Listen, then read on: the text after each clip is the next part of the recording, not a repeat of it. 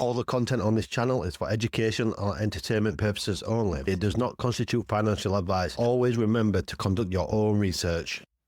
So in today's video, I want to run over how I pick high yield ETFs and a lot of the metrics that I look at, so you can then use that to your advantage in your own portfolio. This may not suit everyone because this is how I plan to build wealth and income at the same time. So this is how I pick high yield ETFs, which are option based, that actually build wealth over time and also build your income up.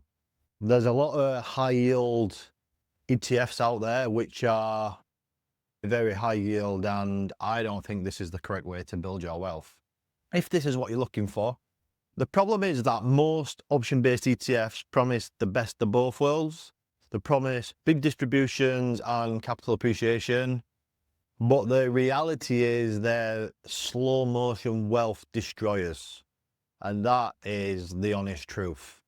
Anything that's above 40% yields mostly comes at a cost of your capital being eroded over time. And me, myself, have witnessed this. I've been investing in high yield ETFs for 18 months and I've invested in every single income-based product there is. Bonds, ETFs, BDCs, options-based ETFs, which are small yield, big yield, you name it, I've bought them all. And I bought them all on purpose, and I wanted to see what is going to be best in my portfolio for the long term, since all these cover call ETFs and option-based ETFs are brand new to the market since 2022. I'm really glad that I tested everything out, because now I can use this to my advantage in my own portfolio. And I know what works now and what doesn't work for my own portfolio. So this is my 5-part framework of what I'm going to use to build my option-based ETFs. So you always have to start with number 1, which is start with something you are bullish on as an industry, as a person. I'll give you a good example. For me, it's semiconductors, AI.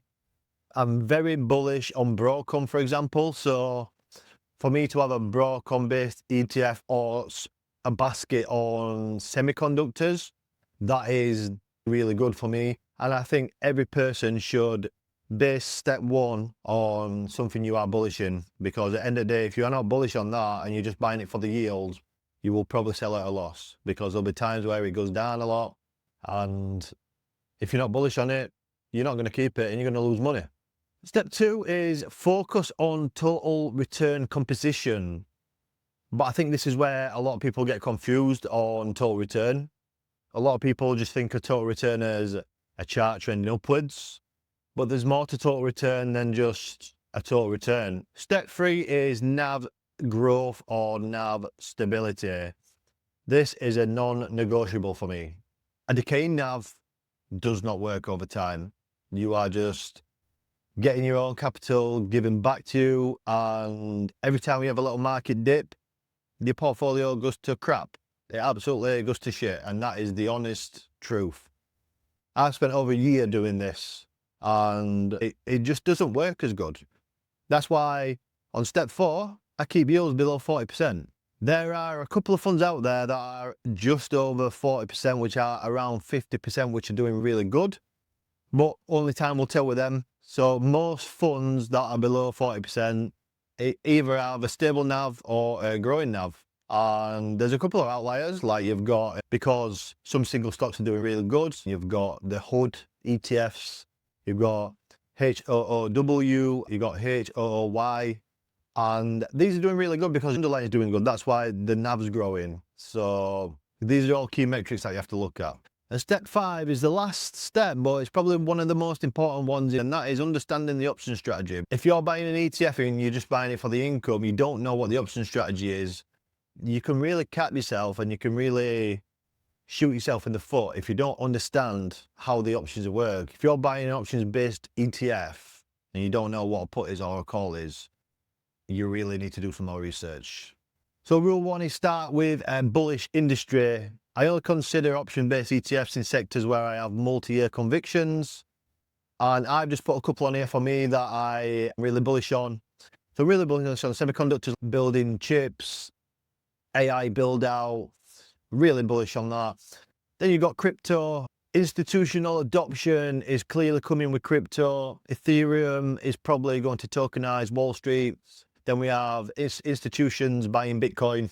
Very bullish for crypto.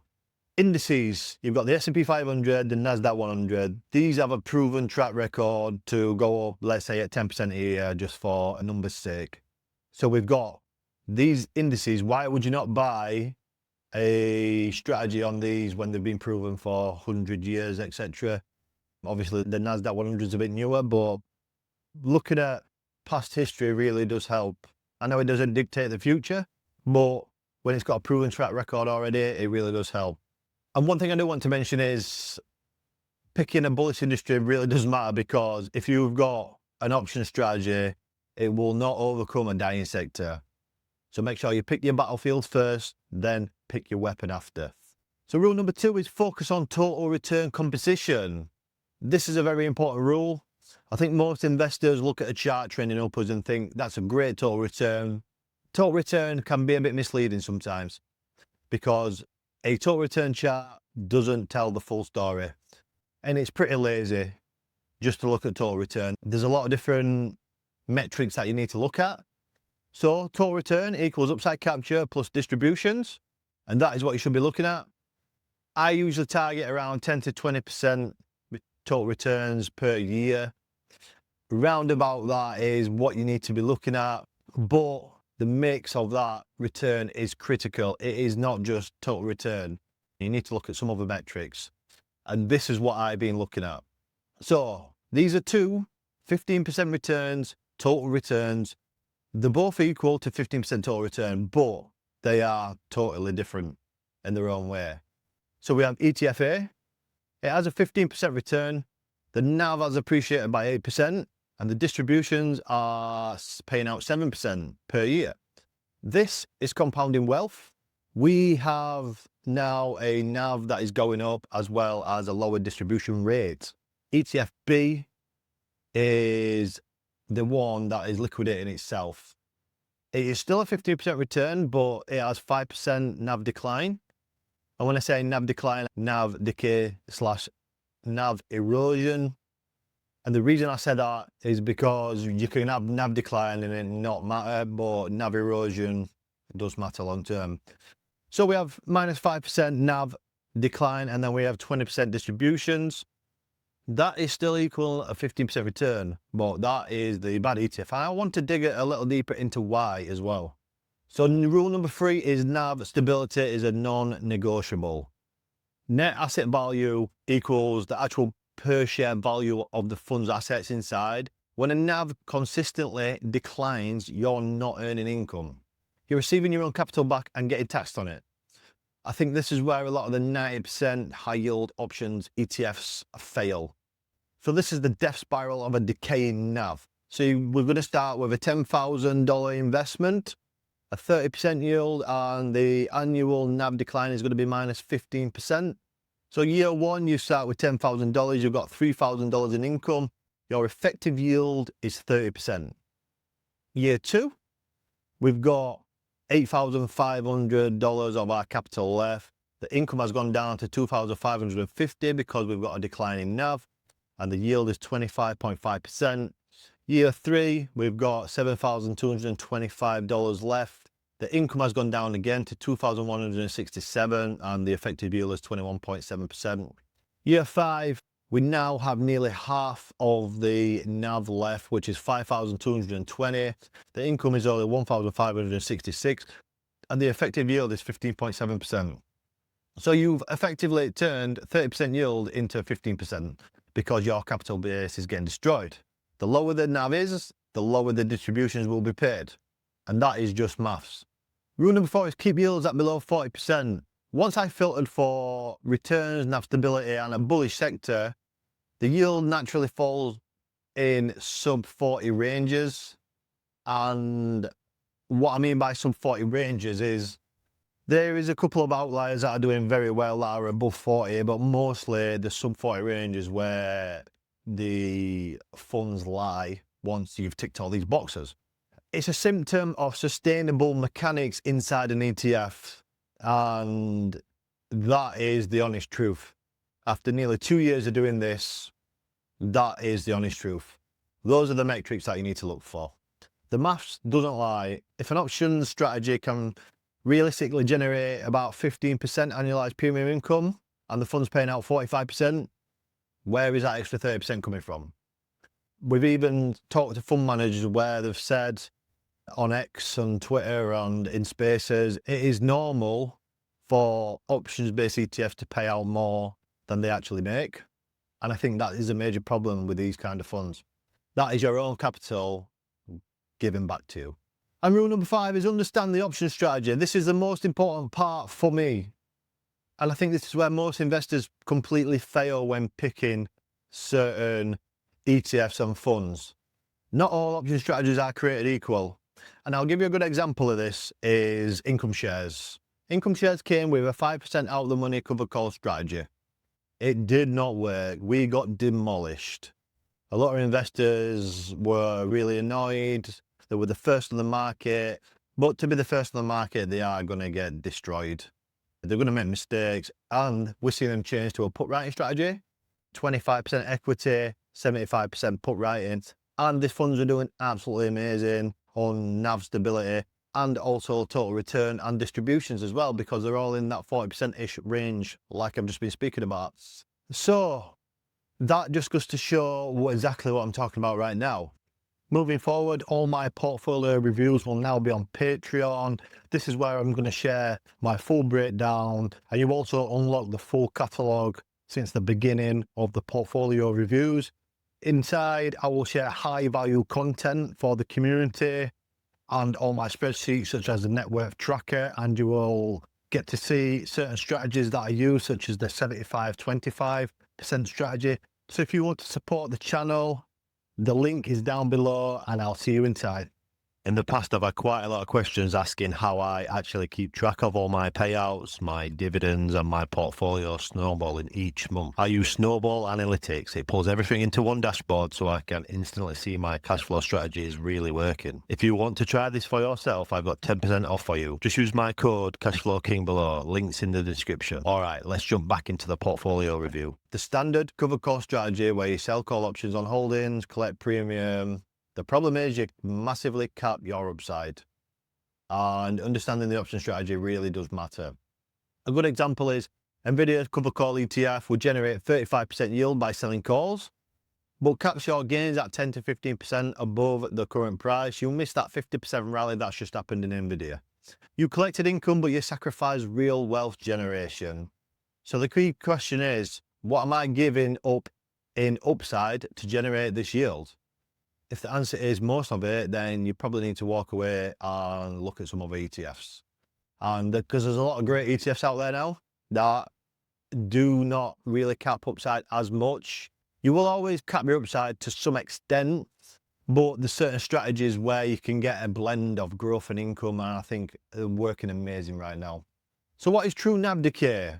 The scenario is a fund structure erodes value over time, which causes paying out more than the strategy earns.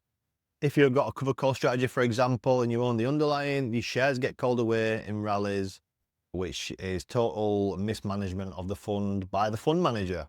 What isn't true decay is when the underlying asset drops in value.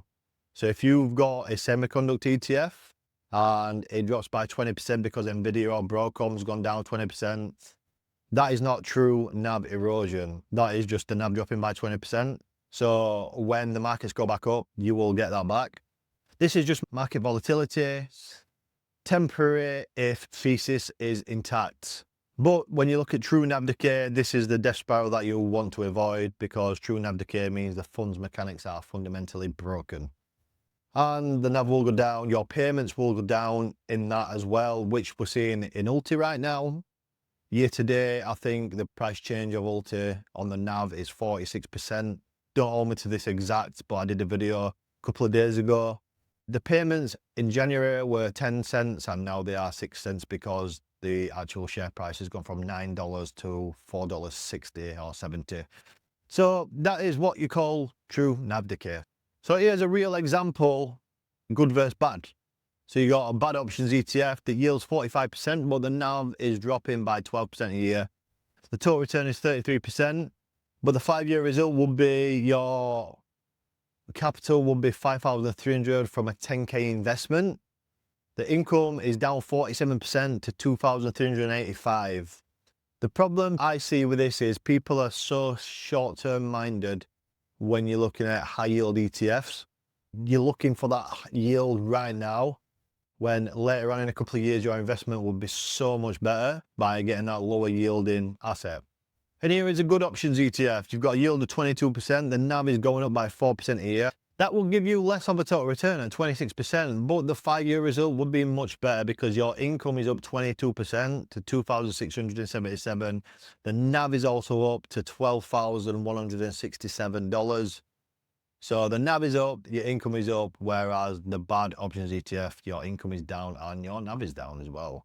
So please take these with a pinch of salt. These are just numbers that I have put together so you can see how a bad versus good ETF can work in your portfolio. So just to finish it off, lower yield plus NAV growth equals more wealth long term. Think long term about your portfolio, not short term. Your portfolio will thank you later. And for anyone who wants to see what ETFs I have inside my portfolio and the strategies I use, have a look at my Patreon. The link is in the description below. And also, in case you missed it, we have 2 more funds out in Europe coming very soon. We have Ulti, which is the US wrap, and we have Natty, which is a brand new defense cover call ETF. So that video is on your screen right now if you are interested in that. Thank you guys. See you in the next one.